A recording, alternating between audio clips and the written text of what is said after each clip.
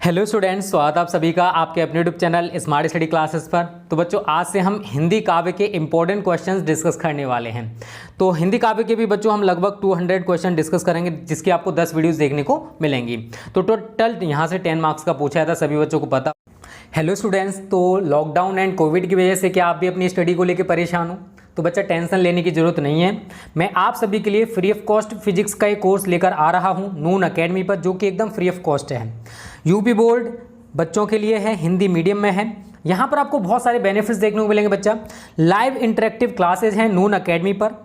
Free and fun learning है, यहाँ पर अपने दोस्तों से आप कनेक्ट हो सकते हो और आपको इंस्टेंट डाउट क्लियरिंग भी मिलेगा। जैसे आपने कोई डाउट पूछा, उसका सॉल्यूशन भी आपको तुरंत ही मिलने वाला है।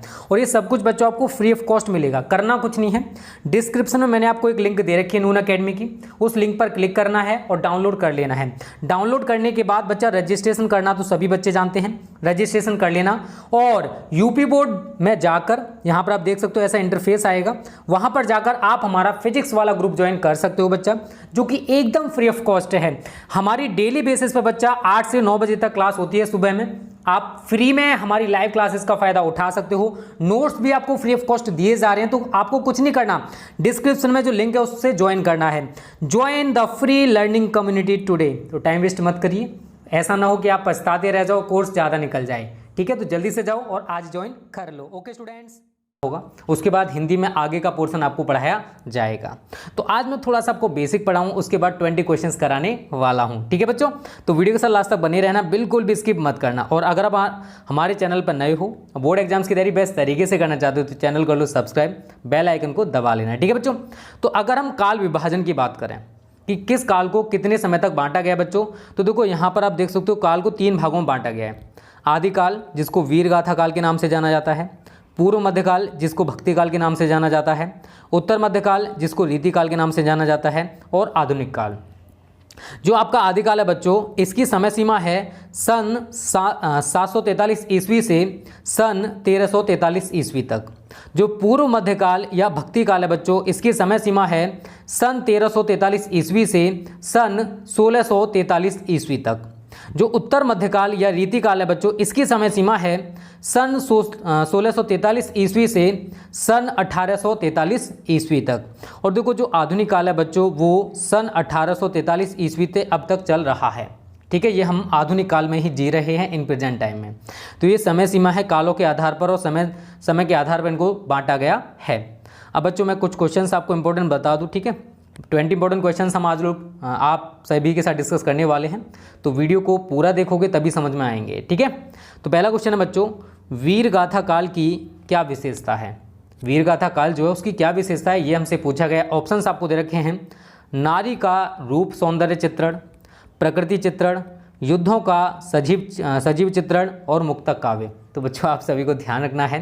देखो वीरगाथा काल की जो विशेषता है इनमें से वो है नारी का रूप सौंदर्य चित्रण। क्या है बच्चों? नारी का रूप सौंदर्य चित्रण। ठीक है, तो पहले क्वेश्चन का पहला ही ऑप्शन बच्चों एकदम सही होगा, नारी का रूप सौंदर्य चित्रण। क्वेश्चन नंबर 2 है बच्चों, सूरसागर के वर्ण विषय का आधार क्या है?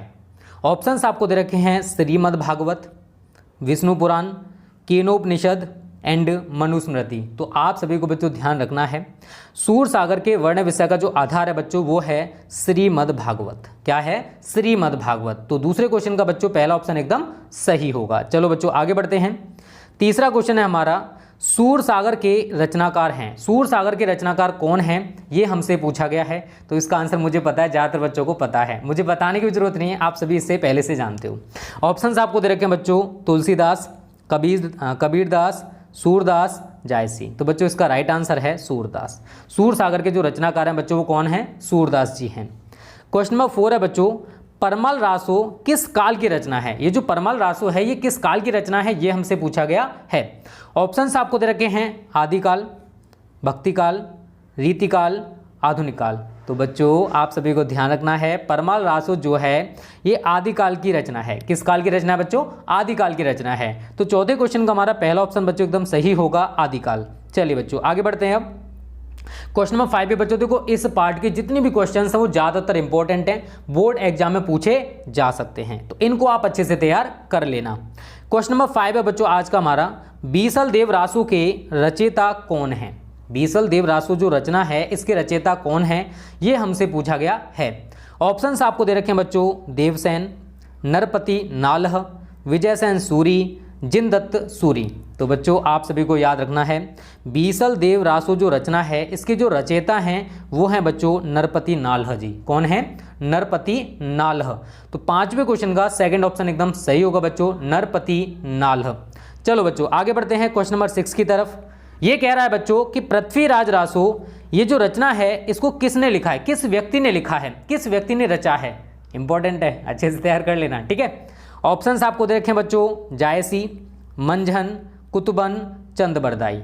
तो बच्चों आप सभी को याद रखना है, पृथ्वीराज रासु की रचना ये किस व्यक्ति ने की है? इसको लिखा है बच्चों चंदबरदाई जी ने। बहुत ही ज़्यादा इंपॉर्टेंट क्वेश्चन है, बोर्ड एग्जाम में पूछा जा सकता है, इसकी आप तैयारी अच्छे से कर लेना। चलो बच्चों आगे बात करते हैं। आज का हमारा अगला क्वेश्चन है, अमीर खुसरो कवि है, मतलब किस काल के कवि हैं, ये हमसे पूछा गया है। अमीर खुसरो जो हैं ये किस काल के कवि हैं? ऑप्शंस आपको दे रखे हैं बच्चों, आदिकाल के, भक्ति काल के, रीतिकाल के, आधुनिक काल के। तो बच्चों आप सभी को याद रखना है, अमीर खुसरो जो हैं, जानते हो किस काल के कवि हैं? नहीं जानते, मैं बता रहा हूँ, आदिकाल के कवि हैं। और बच्चों देखो इसकी पीडीएफ आपको हमारे टेलीग्राम चैनल पे मिल जाएगी, तो जिन बच्चों ने टेलीग्राम चैनल ज्वाइन ना किया हो कर लेना, डिस्क्रिप्शन में लिंक दे दूंगा टेलीग्राम चैनल की, वहाँ से आप ज्वाइन कर लेना, क्योंकि आप ये क्वेश्चन तभी देख पाओगे जब आप हमारा टेलीग्राम चैनल ज्वाइन कर लोगे, ठीक है बच्चों। अगला क्वेश्चन है 8वां, आदिकाल का एक अन्य नाम क्या है? आदिकाल का एक अन्य नाम क्या है, ये हमसे पूछा गया है।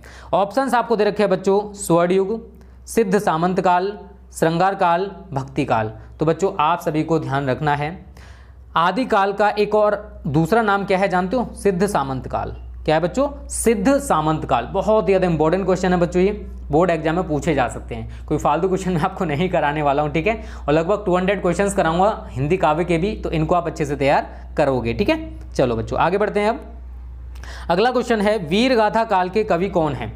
इनमें से कौन से ऐसे कवि हैं जो वीरगाथा काल से रिलेटेड हैं? ऑप्शंस आपको दे रखे हैं, भूषण, बिहारी लाल, केशव, चंदबरदाई। इसका आंसर मुझे पता है, लगभग 90% बच्चों को पता है। देखो वीरगाथा काल के बारे में मैंने अभी ऊपर बताया था, तो वीरगाथा काल के इनमें से जानते हो कौन से कवि हैं? वो हैं बच्चों चंदबरदाई। और ये क्वेश्चन मैं आपको देखो 2 क्वेश्चन आपको होमवर्क के रूप में दूंगा बच्चों, उनके आंसर आप मुझे कमेंट करके जरूर बताओगे, एक 10वां है एक 12वां है। तो यहाँ पर आपका अगला क्वेश्चन है, आदिकाल के रचनाकार कौन है? देखो आपने थोड़ा बहुत तो जान लिया है, तो यहाँ पर आपको ऑप्शन दे रखे हैं, नरपति नालह, केशव दास, नाभादास, भूषण। बहुत ही सिंपल सा क्वेश्चन है, आप आसानी से इसका आंसर कर सकते हो। तो आपको बताना है कि इनमें से ऐसा कौन सा रचनाकार है जो कि आदिकाल से संबंधित है, तो आप मुझे कमेंट में इसका आंसर जरूर बताओगे, ठीक है बच्चों। चलिए 10 क्वेश्चन हमारे कंप्लीट हो चुके हैं। ये पीडीएफ यहाँ पर थोड़ी धुंधली होगी, तो मैं आपको पीडीएफ प्रोवाइड कर दूंगा, तो वहां से आप देख लेना कि कौन सा क्वेश्चन क्या दे रखा है, ठीक है। अगला क्वेश्चन है बच्चों, हिंदी साहित्य के आदिकाल के लिए बीज वपन काल नाम किसने दिया? हिंदी साहित्य का जो आदिकाल है इसके लिए बीज वपन काल नाम जो है वो किसने दिया? ऑप्शंस बच्चों आपको दे रखे हैं, रामचंद्र शुक्ल ने, डॉक्टर रामकुमार वर्मा ने, आचार्य महावीर प्रसाद द्विवेदी ने, डॉक्टर मोहन अवस्थी ने।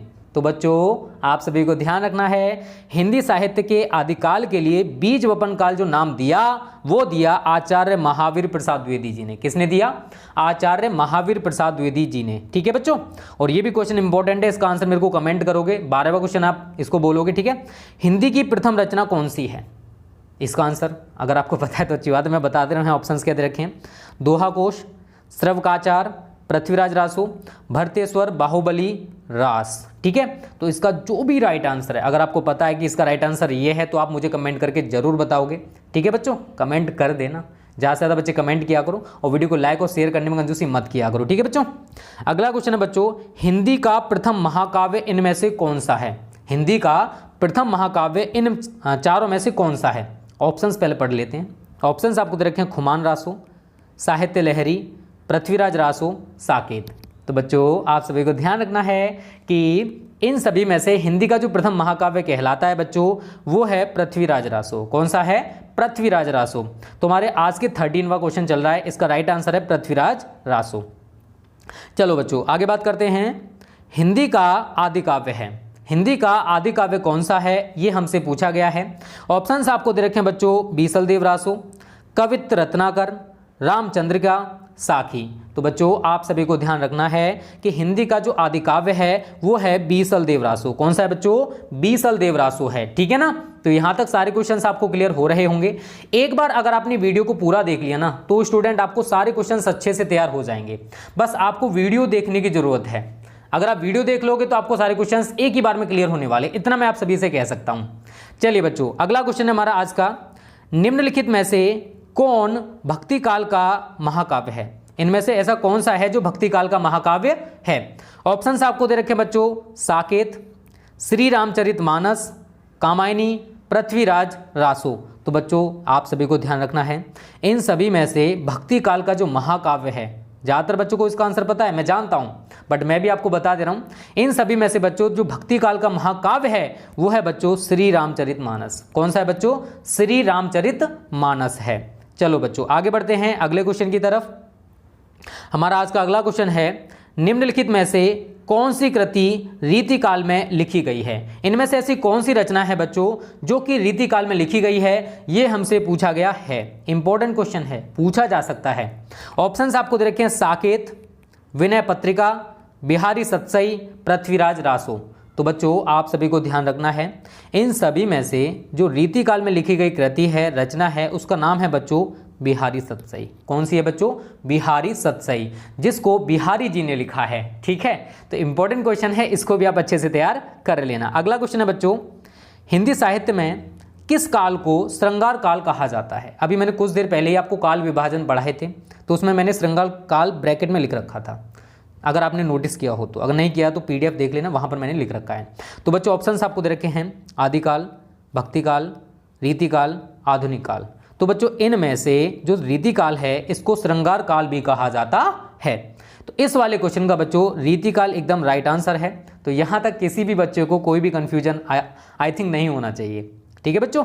चलिए आगे बात करते हैं बच्चों। अगला क्वेश्चन हमारा, महाकवि भूषण की इनमें से कौन सी रचना है जो कि महाकवि भूषण ने लिखी है? ऑप्शंस आपको दे रखे हैं, रेणुका, चिदंबरा, दीपशिखा, छत्रसाल, दशक। तो बच्चों आप सभी को ध्यान रखना है, महाकवि भूषण की जो रचना है इन सभी में से जानते हो कौन सी है? नहीं जानते हो? मैं बता रहा हूं, छत्रसाल दशक है। कौन सी है बच्चों? छत्रसाल दशक। तो हमारे आज के 18वें क्वेश्चन का जो राइट आंसर है बच्चों वो है छत्रसाल दशक, ठीक है ना। बहुत ही अच्छे अच्छे क्वेश्चंस हैं, इनको तैयार कर लेना, ठीक है। अगला क्वेश्चन है बच्चों, हिंदी साहित्य के आदिकाल के लिए चारण काल जो नाम दिया वो किसने दिया? ये हमसे पूछा गया है। ऑप्शंस आपको दे रखे हैं, राहुल सांकृत्यायन ने, रामचंद्र शुक्ल ने, राम कुमार वर्मा ने, डॉक्टर नगेंद्र ने। तो बच्चों इसका राइट आंसर शायद कुछ बच्चों को पता होगा, कुछ को नहीं पता होगा। तो बच्चों आपको याद रखना है, हिंदी साहित्य के आदिकाल के लिए जो चारण काल नाम दिया बच्चों वो दिया डॉक्टर राम कुमार वर्मा ने। किसने दिया? डॉक्टर राम कुमार वर्मा ने। तो हमारे आज के 19वें क्वेश्चन का थर्ड ऑप्शन एकदम सही है, डॉक्टर राम कुमार वर्मा ने। अब बात करते हैं बच्चों आज के लास्ट क्वेश्चन की। इसमें कह रहा है, मैथिली शरण गुप्त जी जो हैं ये किस युग के कवि हैं? हमसे ये पूछा गया है। ऑप्शंस आपको दे रखे हैं बच्चों, शुक्ल युग, द्वितीय युग, छायावाद युग, छायावादोत्तर युग। तो बच्चों आप सभी को ध्यान रखना है, इस क्वेश्चन को भी ध्यान रख लेना कि जो मैथिली शरण गुप्त जी हैं वो बच्चों द्वितीय युग से संबंधित हैं। किस युग से संबंधित हैं बच्चों? द्वितीय युग से संबंधित हैं। तो बच्चों ये आपके 20 क्वेश्चंस हैं। उम्मीद करता हूँ ये आप आज ही तैयार कर लोगे, बोर्ड एग्जाम में पूछे जा सकते हैं, इसलिए इनकी तैयारी अच्छे से कर लो। तो आज की वीडियो बच्चों यहीं पर समाप्त करते हैं। उम्मीद करता हूँ ये वीडियो आपको अच्छी लगी होगी। लगी है ना तो लाइक और शेयर कर देना, अपने दोस्तों के साथ शेयर कर दिया करो, लाइक भी कर दिया करो, जिससे हम आपके लिए रेगुलर बेसिस पर वीडियोस प्रोवाइड कर सकें, ठीक है ना बच्चों। Okay students, thanks for watching this video.